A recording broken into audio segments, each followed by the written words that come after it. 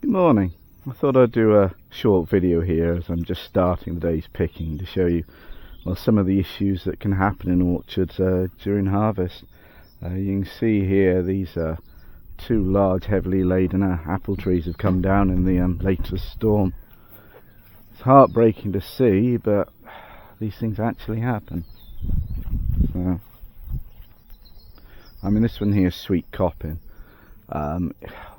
What's happened is there's been a storm on the hill behind, and the wind's obviously come over the hill and just blown in this direction. The trees just didn't have enough strength to hold themselves up. When you get a storm at this time of year, it's the most dangerous time for an orchard because the leaves are still on the trees and the trees are heavily laden with fruit.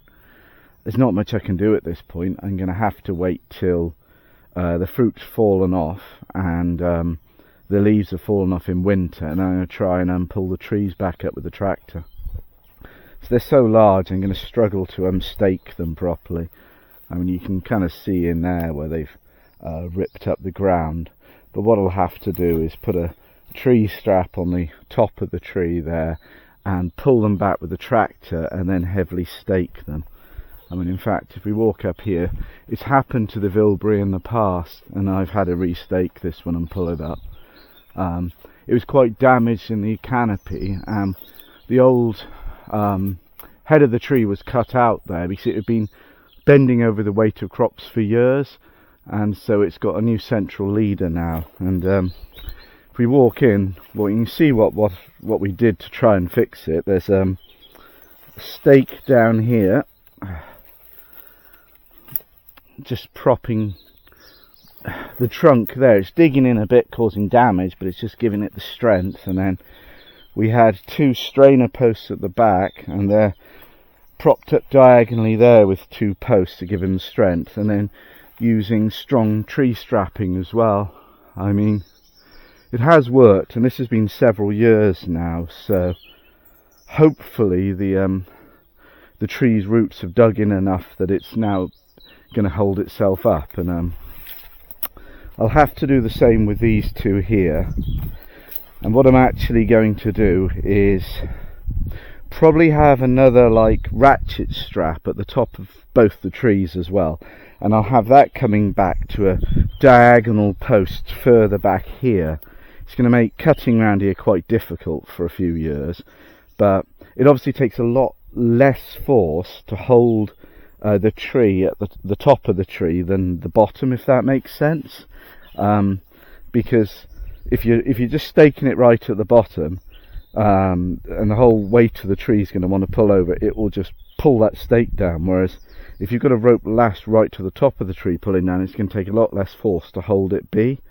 So for both of these, that's what I'm going to have to do. So I'll have to have diagonal stakes down here, probably like corner posts, the big strainers like you saw up there, with a rope going into there, and as well as probably a propping stake on the trunk somehow, either that or like say a horizontal like half round stake with two stakes holding that the tree leans against, some kind of arrangement so it's held on that side as well as being pulled from this side. And then I'll have, you know, the two strainers like you saw there propped up with strapping as well. So I'm going to have to hold these trees upright for several years for the roots to reheal. I mean, hopefully it'll work. I've done it before, but this is kind of the limit of what I can really do. You see, so we'll find out. Unfortunately, the show must go on, so I'm picking today. These are the first trees I planted in the orchard, and I'm going to go pick the Broxwood Foxwhelp at the back. Unfortunately, I can't get under there to cut with the tractor, and because my flail mower was broken for a long period of time, I haven't actually gone under there. So it's going to be picking in the longer grass, but you can see what it's actually like when I do it now. Now this one here as we're walking is a Stoke Red. It's dropped quite a bit on the ground already, but it's a mid-October variety, so this isn't really ready yet, so we're just going to have to avoid it for now. And this one here is a tom putt. This will probably be in a week or two. It just doesn't look ripe yet. It doesn't taste ripe. The seeds aren't black yet on there. The fruit's rock hard. It's lacking some of the aroma. So as a variety, it needs to be ripe to really work.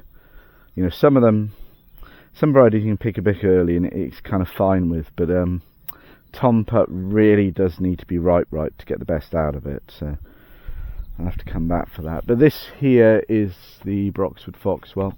I've already panked as much in the canopy as I can, but I've only got a 3-metre pole, and so together with putting my arm in the air, I'm panking up to about 5 metres, and so anything above that is just going to have to fall naturally. I did a little bit last night, but I was exhausted in truth, so we'll come back to it today. So you can see this is what today's job is, trying to avoid getting too torn apart by all the undergrowth and picking my way through it. And so this here, Broxwood Foxwhelp, as I said. Foxwhelps are a famous old lineage of cider apples in the UK. I believe it was the 17th century. The most famous cider apple in the UK was the original Foxwhelp, and it was believed that variety died out for years, but there were sports of it, seedlings or you know, mutated clones where they've taken a branch and the new variety looks different. And this is one of them. This is Broxwood Foxwhelp, and there's Bulmer's Foxwhelps. I think it might be a red Foxwhelp, but there's several. And the reason it's called Foxwhelp is it's got this kind of wonderful, rich, musky aroma. And they used to say the cider would taste almost like a fox's den, which doesn't sound very pleasant, but it shows it's got this very complex, rich kind of aroma with it. And it's a bitter sharp, so it's got tannins in there and it's got acidity, and in fact it's a very acidic apple. It's one of the most acidic in the orchard, and with a decent amount of tannins. I mean, these should be perfectly ripe now. They're quite soft. If I take the glove off, you can see I can quite easily drive my thumb in there. I won't bite it on camera to not gross anyone out, but it's these will be quite ripe now. There might be a bit of like pink coloration in the flesh, and it'll be very sharp, very fruity and very tannic. As a variety, it's an issue because it does go over quickly. So you can obviously see there's a lot of rotten fruit like this, and I'm going to have to discard this as I go. And what I do is what's called clean picking, whereas I'm going to pick everything and throw away the rotters to one side and pick and keep the good fruit. The reason I do that is obviously I'm going to have to come back and pick this again when the fruit at the top of the canopy's dropped, and I don't want to have to be re-picking multiple times through rotten fruit. And as a variety, as I said, it does go over quickly, and the issue you have is when it hits the ground it bruises quite easily, it's quite soft, and then it will just start rotting. I'll see if I can find any examples where it's starting to go. You see that's one where it's just hit. It's got good fruit there, and it's obviously hit on the ground. You can see the damage there where it's like hit like a plant stem or something, or perhaps a bird's pecked it, and that's allowed the rot to go in, and they do go over quickly. And you see this one's here split, so it's hit the ground, it's split, and then the rot's allowed to come in. I think we've got the first helper of the day. Hi Clive. Right there. How are you? I'm okay. Yeah. Just testing out the camera. I can turn it off if you want. Not going to bother me. Oh, fair enough. Well, this is Broxwood Foxwhelp, unfortunately, so we're picking in the undergrowth. That's alright, it was better than the other day, wasn't it? Oh yeah. Yeah.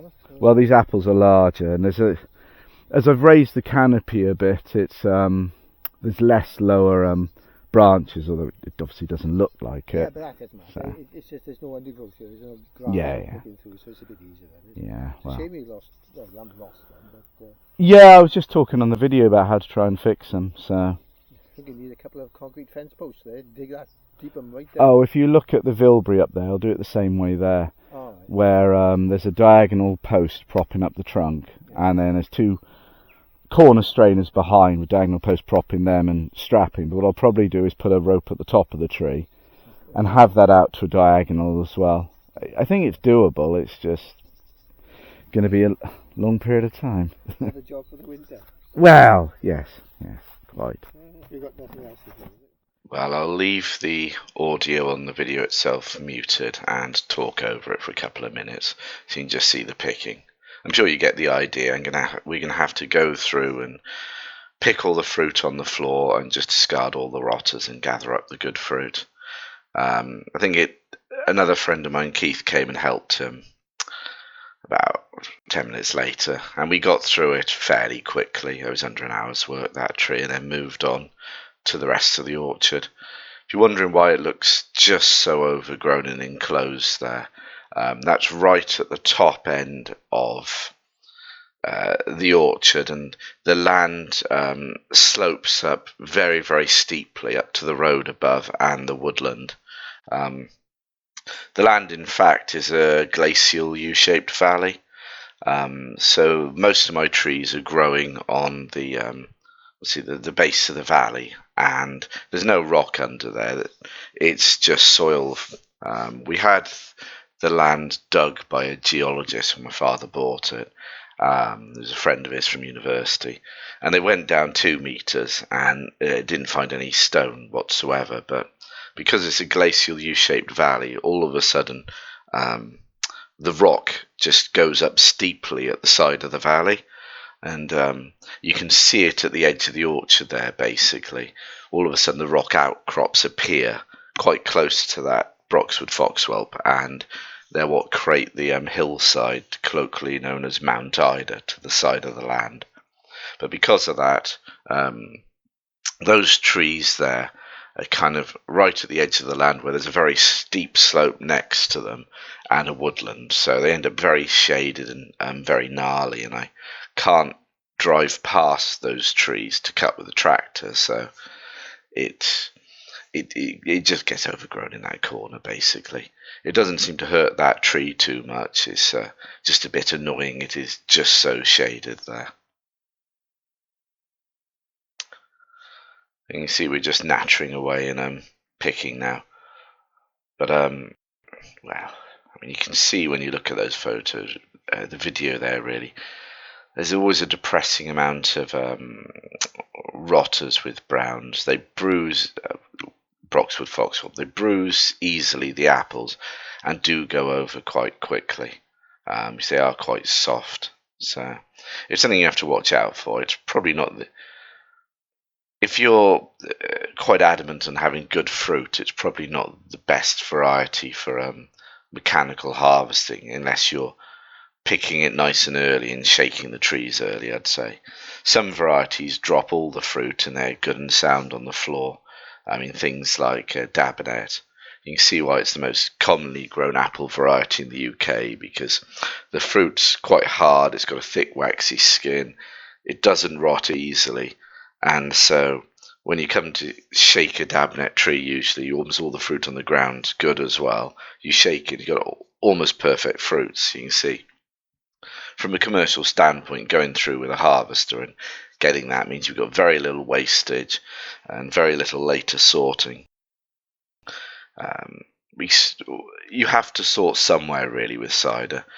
You're either sorting with picking here and discarding the rotten fruit, or you're doing it at a washing stage.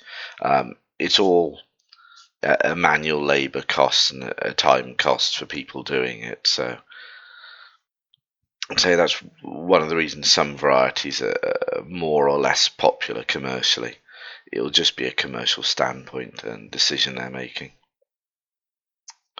But anyway, I hope it proves a bit insightful of just a day in the life of a cider maker. You can imagine it's quite exhausting going through and picking like this.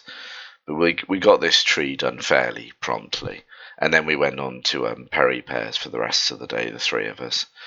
We were picking Helen's early pears that were a little over, if I'm truthful. They were quite cracked, and we had to discard quite a few rotters. They should have been picked the week before, but I'd run out of time, and then we picked a few other pear varieties dotted around the land. Anyway, I hope that's of interest to you, and I'll see you in the next video.